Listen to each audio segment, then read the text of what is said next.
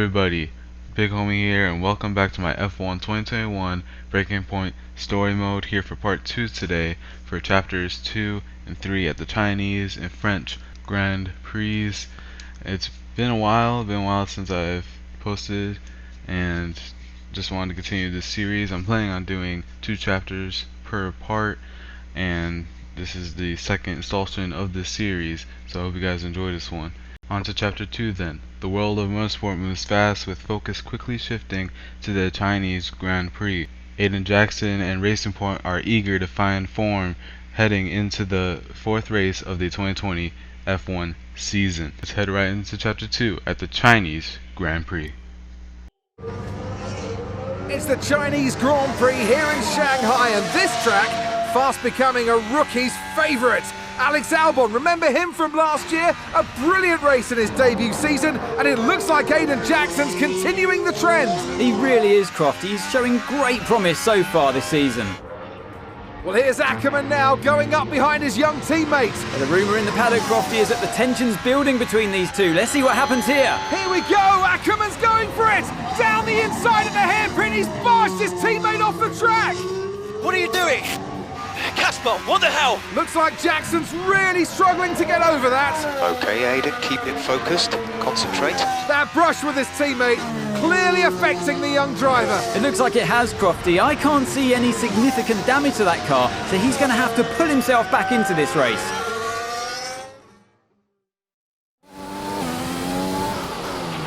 Car's looking okay, Aiden. See if you can recover a few places.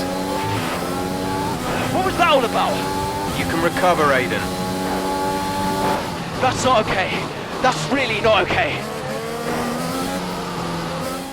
Here we are then at the Chinese Grand Prix on lap 8 of 14, trying to recover all the way to 10th place. That would be the objective from 14th, with both Norris and Ocon ahead of us, and eventually us having to pass our teammate Casper after he almost took us out of the race period as we go for a complete dive bomb on Norris. I didn't mean to go for the move. I missed our braking point and just ended up running into the back of him, or into the side of him, as we go around the outside on the final corner. A better move than what was at the hairpin at the end of the straight, and we're able to focus now on Ocon ahead onto lap 9. By lap 10 we are able to catch Ocon almost onto what seems like the longest straight in F1 almost. This Chinese Grand Prix, the Chinese track is one of my favorite tracks, I would say, at least on the calendar, with just the way it feels. I'm not sure about how it feels on wheel, but it definitely feels much better on controller. As we catch onto the back of Ocon, looking to go around the outside on the hairpin. We brake a lot later than he does. It must be probably the difficulty the AI are set at, though it is on hard. But here we go. We still are side by side into the last corner, but we have the racing line, and we're able to carry on and catch up to Sainz, and then catch up to Ackerman with 3 laps left to go. Here we are on lap 12 of 14, and we're on the back of Sainz again on the back straight. And like I said, this is one of my favorite tracks. Just the AI always pour on the corner before the DRS straight on the straight we're on, and it's definitely better if you're on my team or any other career mode, able to overtake and get a nice good slingshot to pass them on the straight as we pass Sainz. And now focus on Ackerman ahead by about 2 seconds, with now 2 laps to go onto 13, and just trying to focus. We have now 1.7 the gap, and the gap didn't go down too much. Now it's 1.6, about to be 1.5, and on the straight I was hoping to be able to catch him on the straight right here, but we end up spinning on the curb on the inside, and Sainz hit us, and we're DNF'd as our wheel gets completely blown off. And I knew I'd have to at least flash back, because it would be a lot better.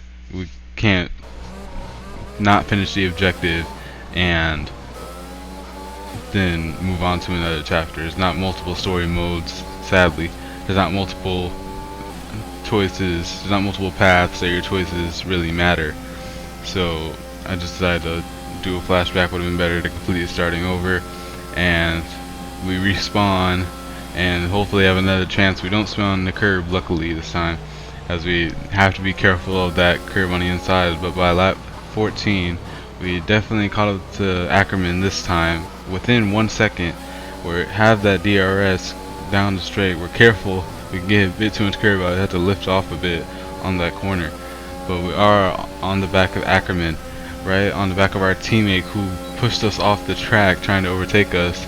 Could we do the same as we pick to the left, go to the right, good old switcheroo, almost hitting my front wing on his gearbox, but we're able to take that inside line and overtake him cleanly and be able to finish the objective. Valtteri Bottas wins the Chinese Grand Prix, but we are able to finish in the points ahead of our teammate Ackerman. That's the end of the race. We'll see you in Parc Ferme.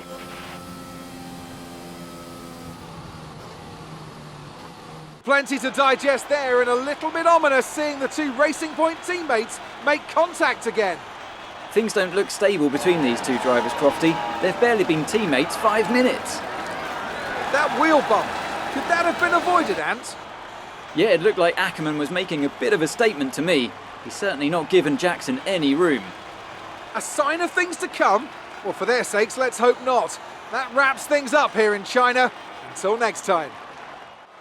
After an excellent performance at the Grand Prix, I'm sure there'll be plenty of celebrations tonight amongst the Mercedes team. And they certainly deserve it.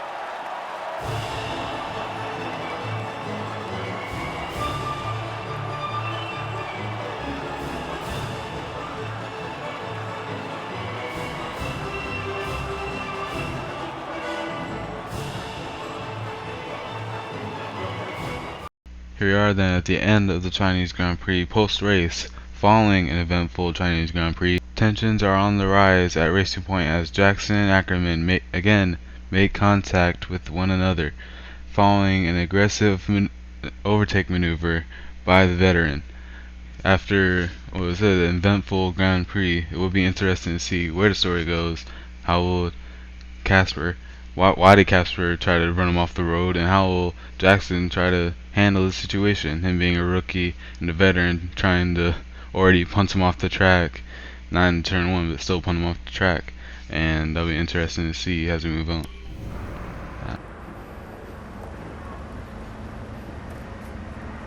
Casper, what the hell was that? You nearly put me out the entire race. Bumping wheels like that, you could have put us both into the barrier. Casper, come on, man. I have to make a phone call. Casper! Ackerman! Mom! Cancel the TV subscription. The entertainment is right here. Come off it. Do you really have nothing better to do? Why now? No. And why would I want to miss this? You two are like characters in a badly written sitcom. He wanted you all lot to sign Ricardo, you know. Ask anyone. What do you mean? The paddock talks, mate. And so did Ackerman. Should have heard him last season. He didn't care who he talked to, and he was always going off and on about you. He tried to stop them from signing you. He didn't want to play babysitter. Oh, he did he? Everyone knows. Have you not seen the way that people look at you? We all feel sorry for you, mate. You never stood a chance with him. You want my advice? Prove him wrong! Chin up!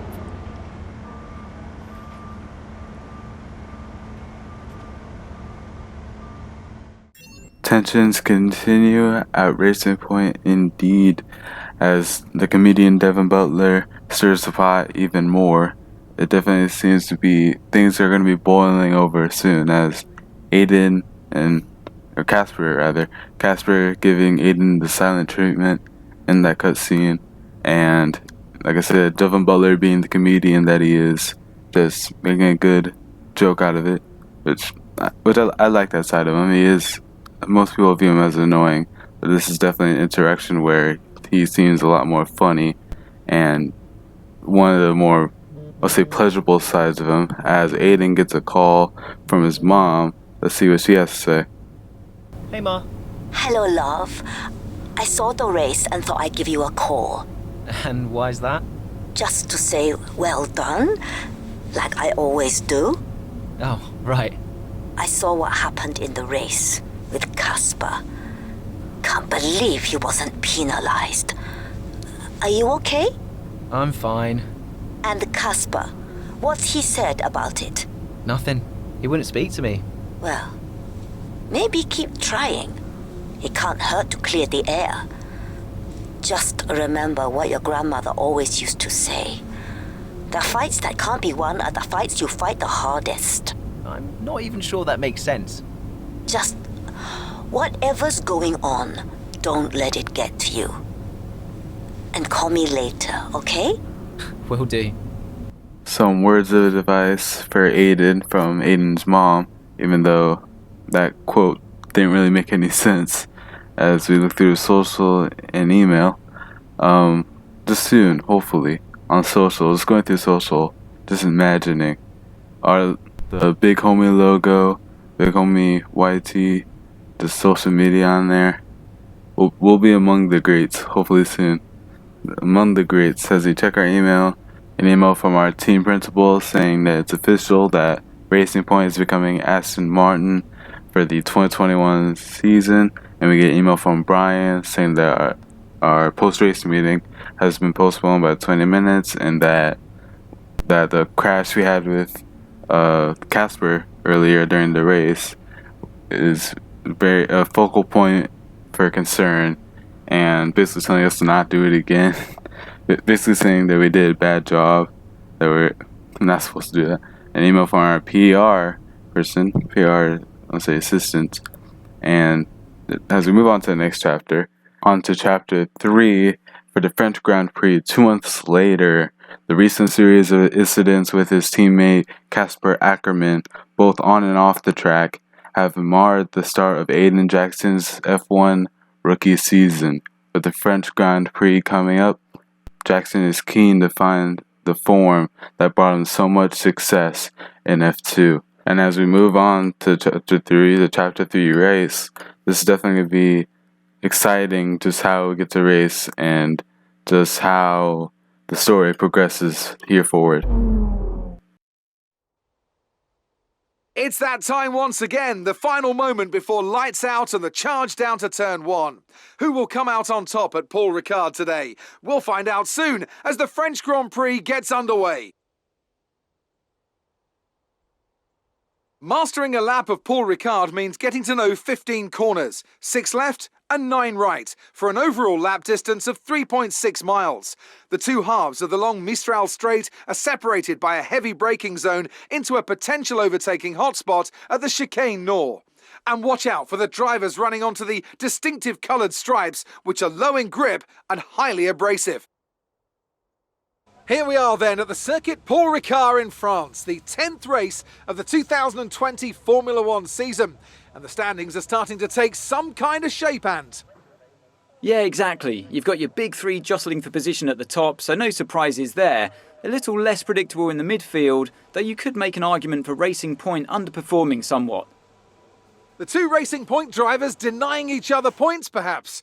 Well, it's all to race for, and a lot of season left ahead of us. So let's see how it all pans out. Let's run you through the driver grid order for today's exciting race. Lewis Hamilton lines up on pole position, and Max Verstappen lines up alongside. As we continue through the rest of the grid today, we have Bottas, Leclerc, Daniel Kvyat, and Ricciardo, Norris, Vettel, Sainz, and Pierre Gasly, Ocon, Ackerman, Devon Butler, and Albon, Giovinazzi, Grosjean, George Russell, and Aiden Jackson, Magnussen, and Nicholas Latifi.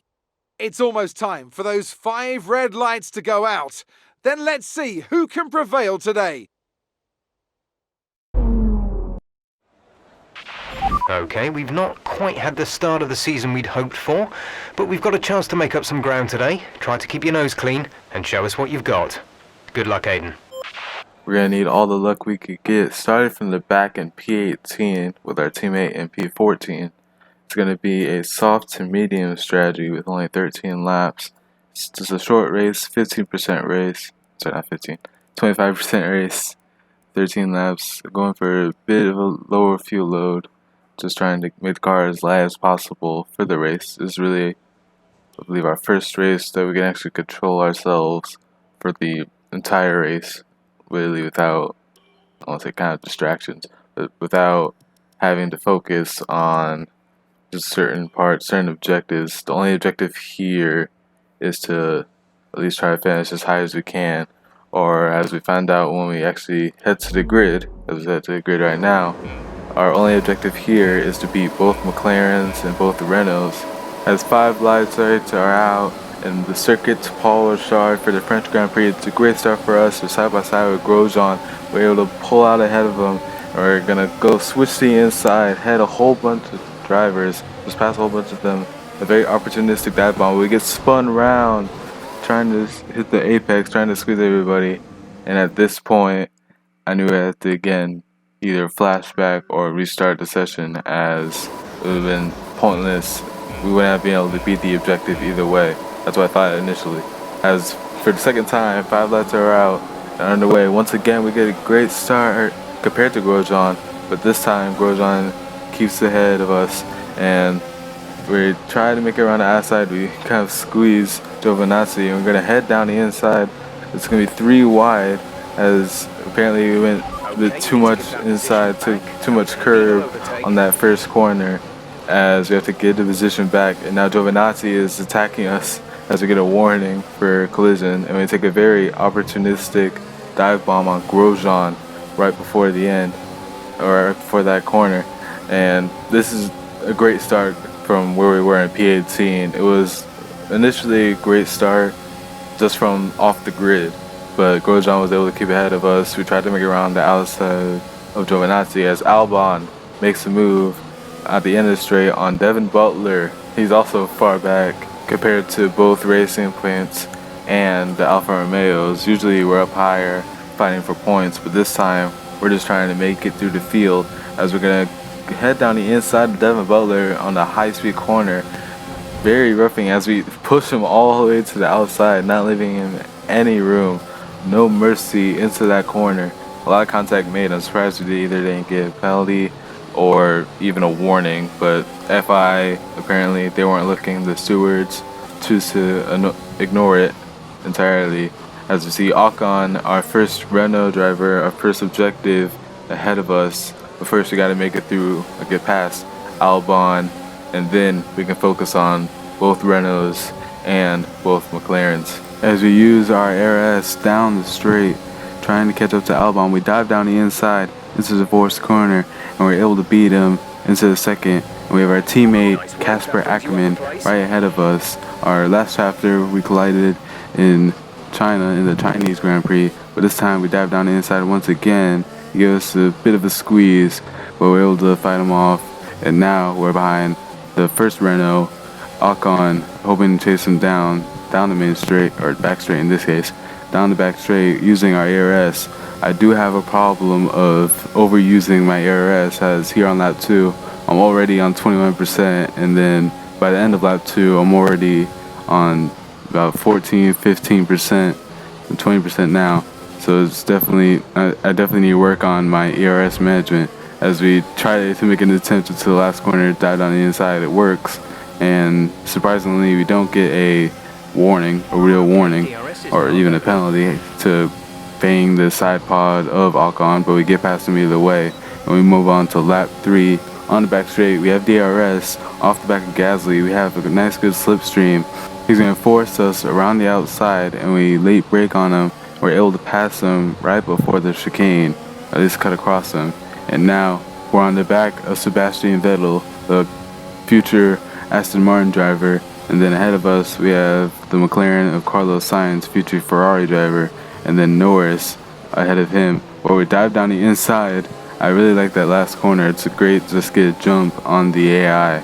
It's great for just catching them napping on that last corner. As we catch Vettel napping, we're able to focus on both McLarens, which actually plan to not even catch up to them at this point. I was hoping to catch up to them maybe after the pit stops, but here we are going side by side with Carlos Sainz, going down the inside, not leaving too much room, going around a bit of the outside onto the left-hander, but now we're able to stick to the back of Norris and hopefully overtake him on this back straight, as we're gonna have DRS and the slipstream. I don't think he has DRS off Ricardo in 6th place, but here we are then, passing the McLaren with ease, not too much ERS used, but with DRS we're able to pass him on the straight, and now we're able to focus on Ricardo and even Kvyat ahead of him in the AlphaTauri, hoping to pass all of them. And what's a great comeback, we made up 11 places from P18, so this is definitely a great situation to be in after being that far low on the grid. And then by lap 5 we are on the back of Ricardo in P7, hoping to overtake him for P6. And even before pit stops, I didn't expect this at all. This is on hard mode. While I did hear that hard mode was a bit easy in terms of difficulty, even if you're a highly skilled driver. Well, I don't consider myself a high skilled driver, but even here we're able to catch up to him and pass him with somewhat ease and complete the objective basically even before pit stops in 5 laps from P18. 12 places in the time span of 5 laps doesn't seem to be really possible, or it shouldn't be possible on hard mode. It makes it's just a bit weird. You're completing the objective in the first 5 laps on hard, when really at this point it seems easy. So as we come in for our pit stops, I believe Kvyat actually, along with Leclerc, stay out, and Ricardo actually also stays out. We're one of the first people in. Going a bit earlier is what I actually put on my strategy. Just wanted to go a tiny bit earlier than the rest of them, because I thought originally I would have to go for an undercut to be able to gain positions, but at this point we're pretty much far ahead. But in this case, along with me go Magnussen and Russell as they come into the pits, and we're just going to be in tons of clean air. Though Latifi is a little bit ahead of us, we're going to have a ton of clean air ahead of us, and maybe even jump Kvyat at the end of this, as we hopefully able to gain a bunch of positions later on. But as I was saying, yeah, it shouldn't even be possible to gain that many positions. 12 positions in the first 5 laps on what's supposed to be hard really shouldn't be possible, but you have to understand, it is their first ever real story mode that they've marketed. Though F1 2019 was it was a good story mode in terms of how the career mode is formed, the driver career mode. This is really the first one with really detailed cutscenes, CGI, things like that. And I guess at that point I have to cut him a bit of slack there, as we able to undercut both, I would say both Ricardo and Kvyat, but I just remember we already overtook Ricardo, but we were able to undercut Kvyat. And like I was saying, on hard mode, that's just not something that should be possible. Being able to undercut that easy, and interestingly enough, he moves to hards. Maybe it just feels better on hards in France, but yeah, it just doesn't seem right. It doesn't seem to be possible to. I know I keep repeating this, but it shouldn't be possible to be able to be this easy on hard mode. There should be maybe either an extra setting, or maybe for the next career mode, Breaking Point Part 2, Breaking Point Chapter 2, Revenge of Devin Butler or something. They need to up the difficulty of the AI, at least for hard mode, or have maybe master mode like they do with the other AI, or even have an adjustable like AI setting like they do with the other driver career modes, Maya Team, Driver Career. You're able to adjust your AI difficulty, or even in Grand Prix mode.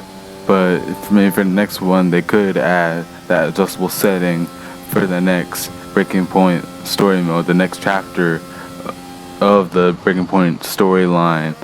They could add that to the next F1 story mode game, the next breaking point, maybe in F1 2022, to add more variety. For those that want it challenging, they can have it challenging. And for those that want it easier, they can make it easier themselves with the AI difficulty settings, with the different, maybe you want it on legend, maybe you want it on rookie, just different things like that. It makes it easier or harder for those that want it that way and want a challenge, or like I said, maybe they're new to the game and just want it easier. But that's enough of me rambling. On the end of lap 8 in P4, and this was a very weird situation. We were 7.5 seconds behind Bottas, and Ricardo was only 3 seconds behind us, but we're able to pull a gap to Ricardo, but not that much to Bottas. But here we are, after a very weird, quote-unquote, interesting French Grand Prix, we're finishing P4 for Racing Point.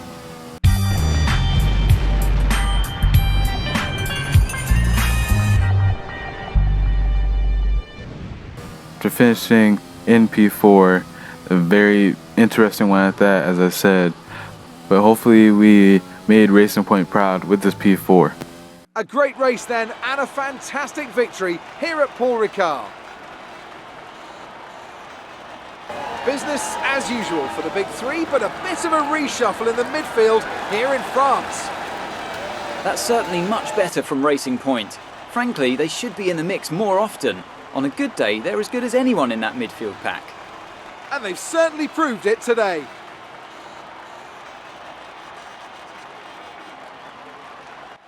So after a magnificent race, we can now see the drivers making their way to the podium. Once again, it's the Silver Arrows who take top spot, a well-earned victory for Mercedes.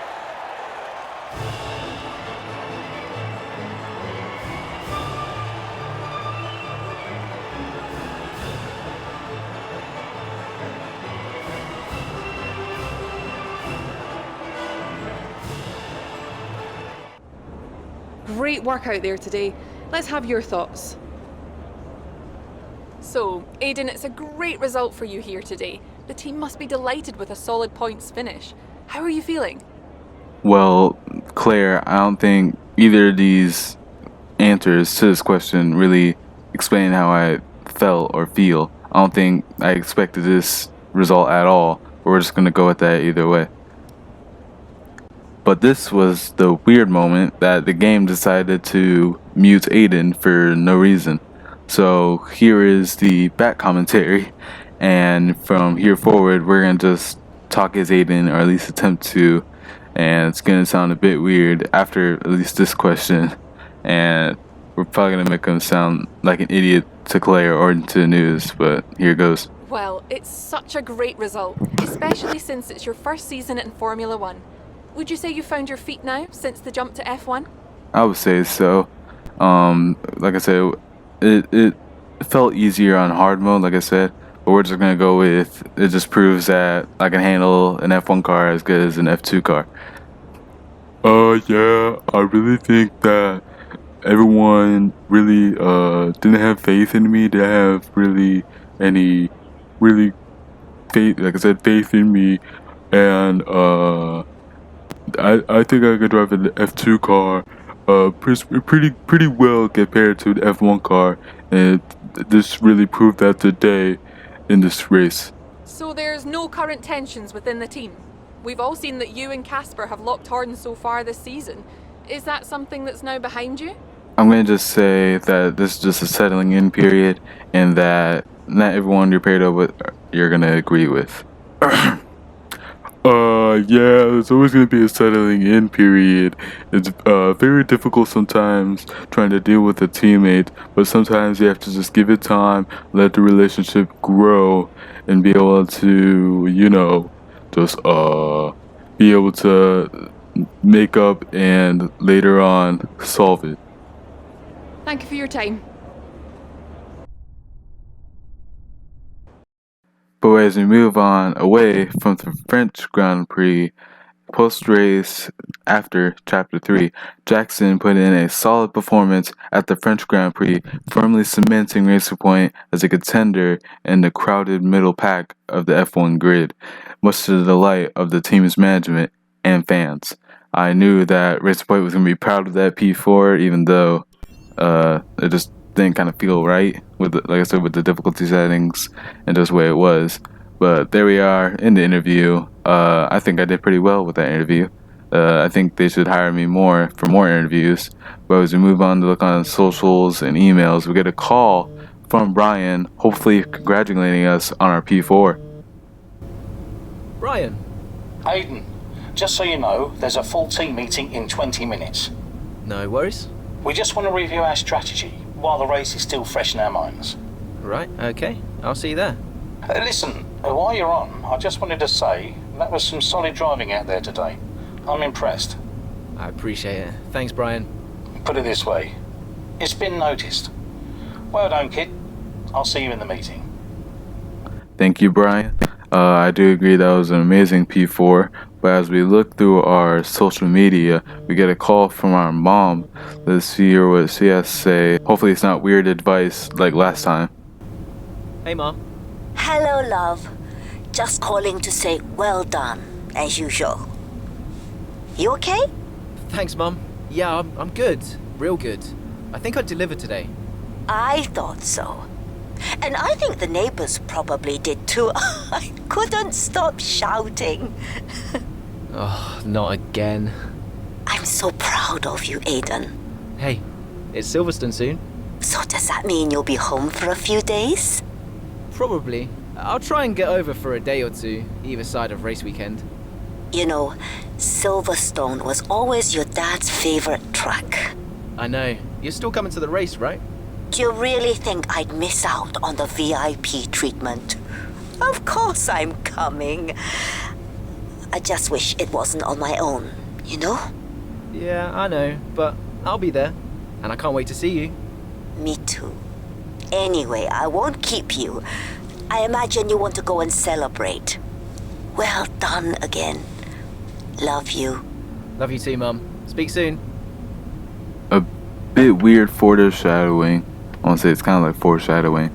Not knowing really what happened to Aiden's dad, but just kind of weird how they kind of mentioned it. Well, I say weird, but I'm glad they mentioned it, but it just kind of makes me wonder, and wonder if it makes you guys wonder just what happened to him.